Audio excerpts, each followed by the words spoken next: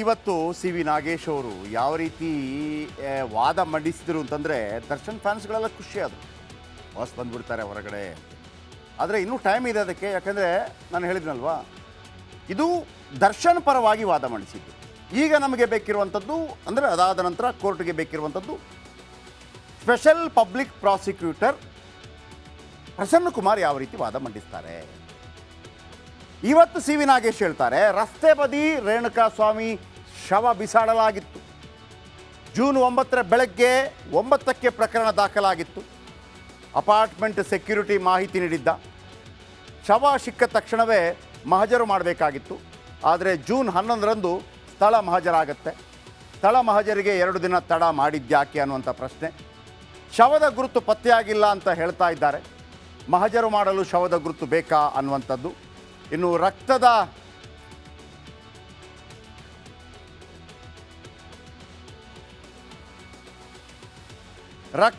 ಕಲೆ ಹೇಗೆ ಬಂತು? 13 ಆರೋಪಿಗಳ ಬಟ್ಟೆ ಚಪ್ಪಲಿಯಲ್ಲಿ ರಕ್ತದ ಕಲೆ ಇದೆ. 13 ಜನರ ಬಟ್ಟೆ ಚಪ್ಪಲಿಯಲ್ಲಿ ರಕ್ತದ ಕಲೆ ಹೇಗೆ ಸಾಧ್ಯ? ಮರದ ಕಟ್ಟಿಗೆ ಮೇಲೆ ರಕ್ತದ ಕಲೆ ಇದೆ ಅಂದರೆ ಆಶ್ಚರ್ಯ ಆಗುತ್ತೆ. ಪೋಸ್ಟ್ ಮಾರ್ಟಮ್ನಲ್ಲಿ ಬಲವಾದ ಪೆಟ್ಟು ಅಂತ ಉಲ್ಲೇಖ ಆಗಿದೆ. ಆದರೆ ರೇಣುಕಾ ದೇಹದಲ್ಲಿ 2.5 ಸೆಂಟಿಮೀಟರ್ ಗಾಯ ಇದೆ. ಆದರೂ ರಕ್ತದ ಕಲೆ ಸಿಕ್ಕಿದೆ ಅಂತ ಪೊಲೀಸರು ಬೀಗ್ತಾ ಇದ್ದಾರೆ. ಇನ್ನೊಂದು ಕಡೆ ಚಿಕ್ಕಣ್ಣ ಕೂಡ ಸೇಫ್. ಚಿಕ್ಕಣ್ಣ, ನವೀನ್, ಚೇತನ್ ಹೇಳಿಕೆ ಪಡೆಯಲಾಗಿದೆ. 3 ಜೊತೆ ದರ್ಶನ್ ಊಟಕ್ಕೆ ಹೋಗಿದ್ರು. ದರ್ಶನ್ ಕರೆದಿದ್ರೆ ಚಿಕ್ಕಣ್ಣ ಊಟಕ್ಕೆ ಹೋಗಿದ್ರು. ಸ್ಟೋನಿ ಬ್ರೂಕ್ ರೆಸ್ಟೋರೆಂಟ್ನಲ್ಲಿ ಊಟ ಮಾಡಿದರು. ಚಿಕ್ಕಣ್ಣನವರ 2 ಹೇಳಿಕೆಗಳಲ್ಲಿ ಸಾಕಷ್ಟು ವ್ಯತ್ಯಾಸ ಇದೆ. 161 ಹೇಳಿಕೆಯಲ್ಲಿ ಪವನ್ ಹೆಸರು ಹೇಳಿದ್ದಾರೆ. 164 ಹೇಳಿಕೆಯಲ್ಲಿ ಪವನ್ ಗೊತ್ತಿಲ್ಲ ಅಂತ ಹೇಳಿದ್ದಾರೆ. ದರ್ಶನ್ 4:30ವರೆಗೆ ಸ್ಟೋನಿ ಬ್ರೂಕ್ನಲ್ಲೇ ಇದ್ದರು. ಸ್ಟೋನಿ ಬ್ರೂಕ್ನಲ್ಲಿ ಯಾವುದೇ ಸಂಚು ಮಾಡಿಲ್ಲ. ಸ್ಟೋನಿ ಬ್ರೂಕ್ನಲ್ಲಿ ಊಟ ಮಾಡಿದ್ದೇ ಸಂಚು ಎಂದಿದ್ದಾರೆ. ಪವಿತ್ರ ದರ್ಶನ್ ನಂಟು ಏನಿದೆ? ಪವಿತ್ರ ಗೌಡ ಜೊತೆ ದರ್ಶನ್ ಸಂಭಾಷಣೆ, ವಾಟ್ಸಪ್ ಕರೆ ಮಾಡಿ ಮಾತನಾಡಿದ್ದು ಉಲ್ಲೇಖ ಆಗ್ತಾ ಇದೆ. 342 ಬಾರಿ ವಾಟ್ಸಪ್ನಲ್ಲಿ ದರ್ಶನ್ ಮಾತುಕತೆ ಮಾಡಿದ್ದಾರೆ. ಜನವರಿ 1ರಿಂದ ಮೇ 9ರವರೆಗೆ 342 ಬಾರಿ ಕರೆ ಮಾಡಿದ್ದಾರೆ. ಗೆಳತಿಗೆ ದರ್ಶನ್ ಕರೆ ಮಾಡಿದರೆ ತಪ್ಪೇನು ಅಂತ ಕೇಳಿದ್ದಾರೆ. ಪವಿತ್ರಗಿಂತ ಪವನ್ ಜೊತೆ ಹೆಚ್ಚು ಬಾರಿ ಮಾತು. ಪವನ್ 416 ಬಾರಿ ಕರೆ ಮಾಡಿದ್ದಾರೆ. ಪವನ್ಗೆ ಕರೆ ಮಾಡಿದರೆ ತಪ್ಪೇನು ಅಂತ ನಾಗೇಶ್ ಕೇಳಿದ್ದಾರೆ. ಶೆಡ್ ಮತ್ತು CCTV.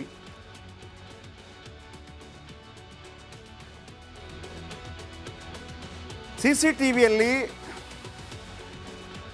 ಶೆಡ್ಗೆ ಹೋಗೋ ದೃಶ್ಯ ಇದೆ. ಶೆಡ್ಗೆ ಹೋಗೋ ದೃಶ್ಯ ಬಿಟ್ಟರೆ ಬೇರೇನೂ ಇಲ್ಲ. ಮನೆಯಿಂದ ದರ್ಶನ್ ಹೊರ ಹೋಗೋ ದೃಶ್ಯ ಇದೆ. ಅದನ್ನೇ ಪ್ರಮುಖ ಸಾಕ್ಷಿ ಅಂತ ಬಿಂಬಿಸಲಾಗ್ತಾ ಇದೆ. ಐ ವಿಟ್ನೆಸ್ ಕತೆ ಏನು? ಈ ಪ್ರಕರಣದಲ್ಲಿ 6 ಜನ ಐ ವಿಟ್ನೆಸ್ಗಳಿದ್ದಾರೆ. ಎಲ್ಲ 6 ಜನರ ಹೇಳಿಕೆಯಲ್ಲಿ ವ್ಯತ್ಯಾಸ ಇದೆ. 8ನೇ ತಾರೀಕಿಗೆ ರೇಣುಕಾ ಶೆಡ್ಗೆ ಬಂದಿದ್ದರು. ಪೊಲೀಸರ ಮುಂದೆ ಪ್ರತ್ಯಕ್ಷದರ್ಶಿ ಹೇಳಿಕೆಯನ್ನು ಕೊಟ್ಟಿದ್ದಾರೆ. ಜೊತೆಗೆ ಮಂಗಳವಾರ ಕೊಲೆಯಾಗಿದೆ ಎಂದಿದ್ದಾನೆ. ಮಂಗಳವಾರ ಅಂದರೆ ಜೂನ್ 11 ಆಗುತ್ತೆ. ಕಾಕಿ ಹೇಳಿದ ಮೇಲೆ ಕೊಲೆ ಬಗ್ಗೆ ಗೊತ್ತಾಯಿತು ಅಂತ ಹೇಳಿದ್ದಾನೆ. ಹಾಗಾದರೆ ಆತ ಹೇಗೆ ಪ್ರತ್ಯಕ್ಷದರ್ಶಿ ಆಗ್ತಾನೆ? ಕಿರಣ್ ಹಾಗೂ ಪುನೀತ್ ಹೇಳಿಕೆ ಬಗ್ಗೆ ತಕರಾರಿದೆ. ತಡವಾಗಿ ಇಬ್ಬರ ಹೇಳಿಕೆ ರೆಕಾರ್ಡ್ ಮಾಡಲಾಗಿದೆ. ಘಟನೆ ನಡೆದ 12 ದಿನಗಳ ಬಳಿಕ ರೆಕಾರ್ಡ್ ಮಾಡಿದ್ದೇಕೆ? 37 ಲಕ್ಷದ ರಹಸ್ಯ. ರೇಣುಕಾ ಹತ್ಯೆಗೂ ಮುನ್ನ ಹಣ ಇತ್ತು. ದರ್ಶನ್ ನಿವಾಸದಲ್ಲಿ 37 ಲಕ್ಷ ಸೀಸ್ ಮಾಡಿದ್ದಾರೆ. ಆ 37 ಲಕ್ಷ ಮೋಹನ್ ರಾಜ್ ಅನ್ನೋರು ಕೊಟ್ಟಿದ್ದರು. ಮೋಹನ್ ಆಲ್ಬಮ್ ರಿಲೀಸ್ಗಾಗಿ ಹಣ ನೀಡಿದರು. ಮೇ ತಿಂಗಳಲ್ಲಿಯೇ ಮೋಹನ್ ರಾಜ್ ಹಣ ನೀಡಿದರು.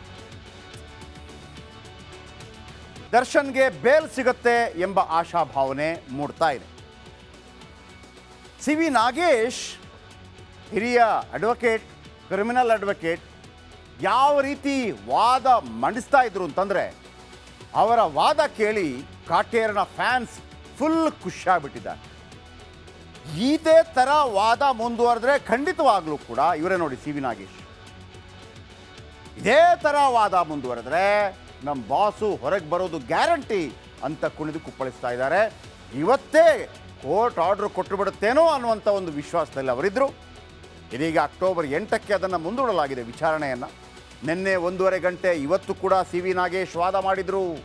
ಎಂಥ ವಾದಗಳು ಅಂತಂದರೆ, ಕಳೆದ 100 ದಿನಗಳಿಂದ ಮಾಧ್ಯಮಗಳಲ್ಲಿ ಏನು ಬರ್ತಾ ಇದೆ, ಈ ತಪ್ಪಾಗಿದೆ, ಈ ತಪ್ಪಾಗಿದೆ, ಈ ತಪ್ಪಾಗಿದೆ, ಬೆತ್ತದಲ್ಲಿ ರಕ್ತದ ಕಲೆ ಇತ್ತು, ಶೂ ಅಲ್ಲಿ ರಕ್ತದ ಕಲೆ ಇತ್ತು, ಆಮೇಲೆ CCTVಯಲ್ಲಿ ದೃಶ್ಯ ಇತ್ತು, ಇವೆಲ್ಲವನ್ನು ಕೂಡ ನಾವು ಹೇಳ್ತಾ ಇದ್ವಿ. ಆದರೆ ಸಿ ವಿ ನಾಗೇಶ್ ಇವತ್ತು ಯಾವ ರೀತಿ ವಾದ ಮಂಡಿಸಿದ್ರು ಅಂತಂದರೆ, ನೀವು ಹಾಕಿರುವಂಥ ಚಾರ್ಜ್ ಶೀಟೇ ಸರಿ ಇಲ್ಲ, ಪೊಲೀಸರು ಮಾಡಿದ ಕೆಲಸವೇ ದಡ್ಡತನದಿಂದ ಕೂಡಿದೆ ಅನ್ನುವಂಥ ರೀತಿಯಲ್ಲಿ ವಾದ ಮಂಡಿಸಿದರು. ಆದರೆ ಸಿ ವಿ ನಾಗೇಶ್ ವಾದ ಮಂಡಿಸಿದ ತಕ್ಷಣ ಅಲ್ಲಿಗೆ ಮುಗಿಯಿತು ಅಂತಲ್ಲ. Next special public prosecutor Prasannakumar ಅವರು ಎಲ್ಲ ವಾದಗಳಿಗೆ ಕೌಂಟ್ರ್ ಮಾಡಲಿಕ್ಕಿದ್ದಾರೆ. 8ನೇ ತಾರೀಕು ಅದನ್ನು ನೋಡಲಿಕ್ಕಿರುತ್ತೆ. ಸೊ ಹಾಗಿರುವಾಗ ಬನ್ನಿ, ಇವತ್ತು ಏನೆಲ್ಲ ಆಯಿತು ಅದರ ಒಂದು ಡಿಟೇಲ್ಡ್ ರಿಪೋರ್ಟ್ ನಿಮ್ಮ ಮುಂದೆ.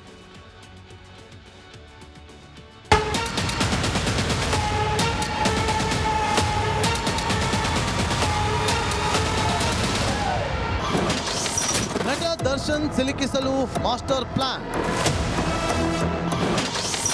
ಹಿರಿಯ ವಕೀಲ ಸಿ ವಿ ನಾಗೇಶ್ ಸ್ಫೋಟಕ ವಾದ.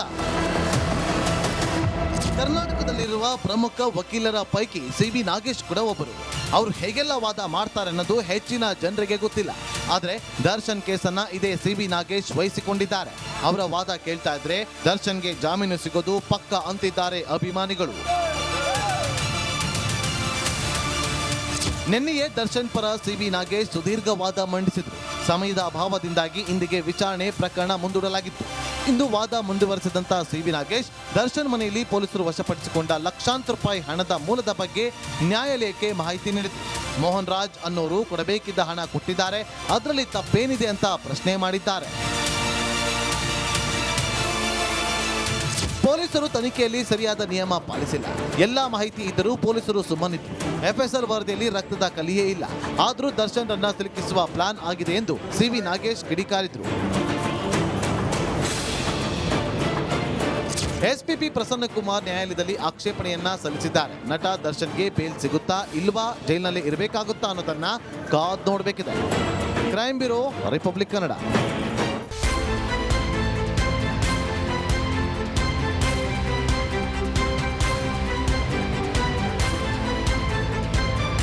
ಅಕ್ರಮ ನಿರ್ಲಕ್ಷ್ಯವಾದ್ರೆ ರಾಜಿಯೇ ಇಲ್ಲ. ವಾಲ್ಮೀಕಿ ಹಗರಣದ ಸುದ್ದಿ ಪ್ರಸಾರ ಮಾಡಿದ್ದು ನಾವೇ ಮೊದಲು. ನಮ್ಮ ಮೋಟಿವ್ ಅಚೀವ್ಡ್ ಅಂತ ಹೇಳಿರೋದು.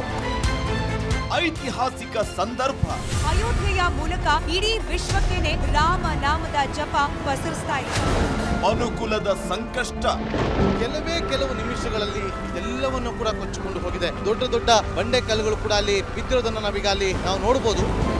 ನಾಡಿನ ಹಿತಕ್ಕಾಗಿ ಅಭಿಯಾನಗಳ ಸಾಲು. ನಮ್ಮ ಕಾವೇರಿಯ ಹೋರಾಟದ ವಿಚಾರವಾಗಿ ಇಡೀ ಮಂಡ್ಯ ಜಿಲ್ಲೆಯಾದ್ಯಂತ ಇವತ್ತು ಬರು ಮನೆಯ ಟಾಯ್ಲೆಟ್ ನ ನೀರಿದು ಸ್ವಲ್ಪ ಆದ್ರೂ ಮನುಷ್ಯತ್ವ ಇದೆ ಅಂದ್ರೆ ನಿಮ್ಗೆ. Reels, social media sensation. ನಮಗೆ ಮಾಡೋ ಕೆಲಸ ಇಲ್ಲ, ಶೆಡ್ಡಿಗೆ ಹೋಗೋಣ ಬಾ. ಬ್ಯಾಂಕಿಗೆ ಹೋಗ್ತೀರಿ ಬರ್ತೀರಿ 2,000 ಮಾತ್ರ ಬರ್ತಾ ಇಲ್ಲ. 2,000 ನಂದೇ ಹೊಂಟೈತು. ಕನ್ನಡಿಗರ ಮೊದಲ ಆಯ್ಕೆ ರಿಪಬ್ಲಿಕ್ ಕನ್ನಡ. ರೈತರ ಕಷ್ಟ ಏನದಂತ ತೋರಿಸಿದವ್ರಂದ್ರೆ ರಿಪಬ್ಲಿಕ್ ಕನ್ನಡ ಟಿವಿ. ಈ ರಿಪಬ್ಲಿಕ್ ಟಿವಿ ಅವರು ಇದನ್ನ ಹೊರಗೆ ತರುವಂತ ವ್ಯವಸ್ಥೆಯನ್ನು ಮಾಡಿ ನಮ್ಗೆ ಎಲ್ಲರಿಗೂ ಅನುಕೂಲ ಮಾಡಿಕೊಡುವಲ್ಲಿ ಯಶಸ್ವಿಯನ್ನಾಗಿದ್ದಾರೆ.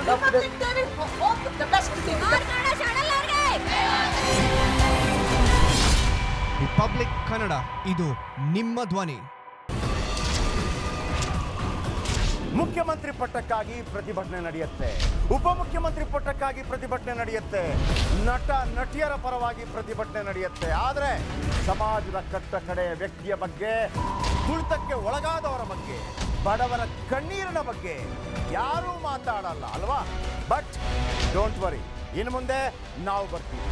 ಅಂದಿನ ನಿಮ್ಮ ಬಿಗ್ 3 ಇನ್ನು ಮುಂದೆ ಸೂಪರ್ 3 ಪ್ರತಿದಿನ ಮಧ್ಯಾಹ್ನ 12 ಗಂಟೆಗೆ ರಿಪಬ್ಲಿಕ್ ಕನ್ನಡದಲ್ಲಿ ಸೂಪರ್ 3. ರಾಜಕೀಯದಲ್ಲಿ 1+1 ಯಾವಾಗ್ಲೂ 2 ಅಲ್ಲ. ರಾಜಕಾರಣಿಗಳ ಮಾತಿಗೆ ಅವ್ರು ಅಂದಷ್ಟೇ ಅರ್ಥ ಇರೋದೂ ಇಲ್ಲ. ವಿವಾದ, ವಿಮರ್ಶೆ, ವಿಶ್ಲೇಷಣೆ ಇಲ್ಲದೆ ರಾಜಕೀಯ ಕಂಪ್ಲೀಟ್ ಆಗಲ್ಲ. ದಿನದ ಸೆನ್ಸೇಷನಲ್ ರಾಜಕೀಯ ಸುದ್ದಿಯ ಕಂಪ್ಲೀಟ್ ರೌಂಡ್ ಅಪ್ ನಿಮಗಾಗಿ ನಿಮ್ಮ ರಿಪಬ್ಲಿಕ್ ಕನ್ನಡದಲ್ಲಿ ಸಂಜೆ 3:57ಕ್ಕೆ ಪಕ್ಕಾ ಪಾಲಿಟಿಕ್ಸ್.